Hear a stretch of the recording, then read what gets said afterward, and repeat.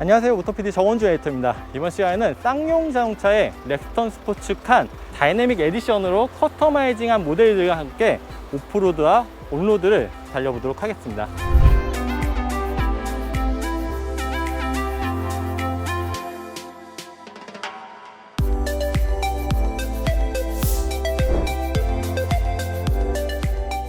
쌍용이 렉스턴 스포츠 그리고 렉스턴 스포츠 칸에 다이내믹 에디션을 추가했습니다. 이 에디션은 주력인 프레스티지 트림의 아웃도어와 오프로드 활용성을 높여줄 요소들을 기본 적용한 것이 특징인데요. 먼저 외관 디자인에선 4x4 다이내믹 데칼이 눈에 띕니다. 그리고 핸드 플레이어도 더 인상적으로 바뀌었죠. 휠아치 안쪽에는 특별히 튜닝된 다이내믹 서스펜션을 적용했습니다. 이 다이내믹 서스펜션 같은 경우는 호주의 수출 모델에 적용되었던 것인데요. 코일 스프링의 강성을 높이고 10mm 정도 전고를 더 높였습니다. 그 결과 슈버의 스트로크가 조금 더 길어졌겠죠. 이러한 험로에서 좀 더 유연한 움직임을 보여주고 있는데요. 최저 지상고도 약간 더 높아진 만큼 이런 험로 주파성도 더 개선이 되었다고 합니다. 하지만 상대적으로 온로드의 주행 성능을 떨어뜨릴 수도 있겠다는 생각이 드는데요. 이따가 온로드 시승에서 그런 부분도 함께 살펴보도록 하겠습니다. 휠은 18인치 블랙 알로이 휠을 채택해 조금 더 세련미를 높여주고 있고요. 그리고 앞뒤의 스키드 플레이트도 일반 모델과는 다르죠. 사이드 스텝도 미끄러지지 않게 굴곡이 많은 오프로드 전용의 사이드 스텝을 두었고요. 그리고 적재 공간에 드디어 슬로우 모션으로 떨어지는 이지 오픈 클로즈된 데크를 적용했습니다. 그리고 차량 하부에는 오프로드 언더커버와 차동기어 잠금 장치 커버도 장착을 했고요. 실내에서는 2열 아래에 언더 트레이를 주어서 적재 활용성을 더 높였고요. 그리고 1열에서는 이 운전석 아래에 스포츠 페달을 두고 위에는 플로팅 무드 스피커, 아래에는 휴대폰 무선 충전 패드를 두었습니다. 그런데 지금까지 말씀드린 부분들이 사실 일반 트림에서도 커스터마이징 부품들을 추가로 장착할 수 있는 요소들이 많았는데요. 이런 주행에서는 느낌이 어떻게 다른지도 한번 살펴보도록 하겠습니다. 원래 렉스턴 스포츠나 렉스턴 스포츠 칸 자체가 초고장력 쿼드 프레임을 기반으로 했기 때문에 상대적으로 모노코크 바디보다는 확실히 이런 험로에서의 주행 능력이 뛰어날 수밖에 없겠죠.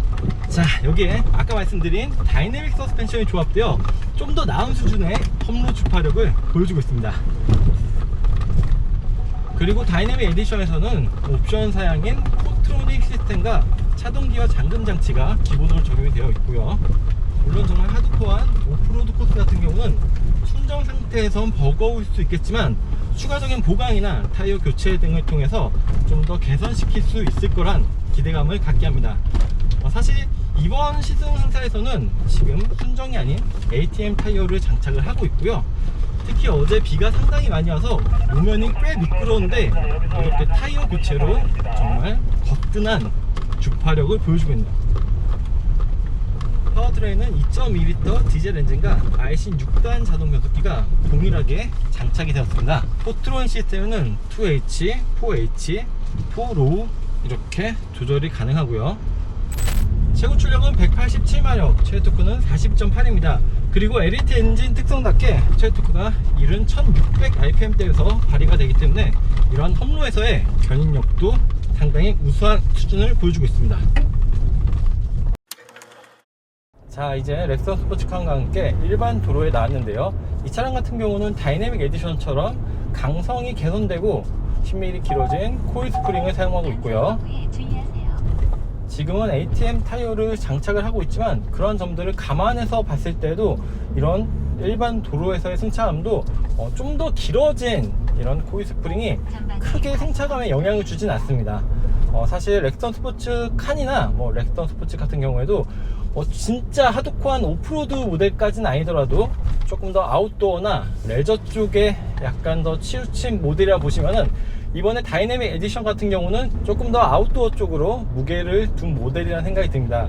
하지만 여전히 이런 일반 도로에서의 사용성도 크게 나쁘진 않아요. 정말 하드코어한 오프로드를 주말이나 자기 취미로 다니시는 분들은 정말 많은 튜닝과 보강을 하기 때문에 데일리카로서의 사용성은 다소 떨어지는 측면이 있는데요. 렉스턴 스포츠나 렉스턴 스포츠 칸 다이내믹 에디션 같은 경우는 사실 그쪽으로 완전히 치우친 모델은 아니에요. 나쁘게 생각하면 좀 어중간한 포지션이다 라고도 볼 수가 있겠지만, 좀 긍정적으로 생각을 한다면 데일리카로서도, 그리고 또 아웃도어나 레저 활동을 위해서도 양면성을 동시에 충족시키는 모델이지 않을까라는 생각이 듭니다. 사실 렉스턴 스포츠나 칸을 가지고 이걸 기반으로 좀 더 보강을 하시고 튜닝 하시는 분들도 많은데요, 그런 분들 같은 경우는 뭐 기본 트림에서 자신이 원하는 대로 입맛에 맞춰 가지고 튜닝을 하게 되는 경우도 있지만, 다이내믹 에디션 같은 경우는 어떻게 보면 세트 메뉴 같은 느낌이죠. 이 각각의 요소들을 더한 금액보다 어느 정도의 절감 효과가 있기 때문에 고객들의 선택지를 더 넓혔다고 보시면 좋을 것 같습니다. 또 긴급제동 보조나 우측방 경보, 차선 이탈 경보나 스마트 하이빔 등의 에이다스 기능들을 옵션 사양으로 추가할 수도 있는데요, 어댑티브 크루즈 컨트롤 같은 기능이 없다는 건 다소 아쉽죠. 네, 이번 시간에는 쌍용의 렉선 스포츠 칸을 다이내믹 에디션처럼 커스터마이징한 모델과 함께 아까 험로 그리고 지금 일반 도로 모두 잠깐씩 달려봤습니다. 앞으로 다이내믹 에디션이 렉선 스포츠 그리고 렉선 스포츠 칸은 물론 쌍용 자동차 전체에 어떠한 성과를 기여할 수 있을지 기대됩니다. 네, 저는 지금까지 모터 PD 정원준 에디터였습니다. 감사합니다. 안녕하세요. 안녕하세요. 오늘 렉선 스포츠 칸 시승 어떠셨나요? 오늘 일단 이렇게 저희가 경반분교라고 굉장히 이렇게 비탈길도 많고 오프로드를 완전하게 체험할 수 있는 곳으로 왔는데, 일단 이 칸 모델이 서스펜션 자체가 굉장히 탄탄하고 또 자세 제어도 잘해서 너무 재미있게 탔고, 그다음에 저희가 또 번외로 짚라인도 탔잖아요. 그래가지고 그것까지 너무 재밌는 경험이었어요. 그런데 보니까 명찰이 네네. 약간 소속이 바뀌신 것 같아요. 보금자리를 바꾸신 것 같은데 간단하게 그럼 다시 한번 소개 부탁드릴게요. 네. 저는 모터트렌드 윤수정 기자고요. 제가 7월부터 또 새로운 곳에서 여러분한테 인사를 드리게 됐는데, 저희 모터트렌드 영상도 많이 사랑해주시고 모터 PD도 많이 봐주셨으면 좋겠습니다. 네, 모터트렌드에서의 윤수정 기자의 활약도 많이 네. 기대해주세요. 네. 네, 감사합니다. 감사합니다.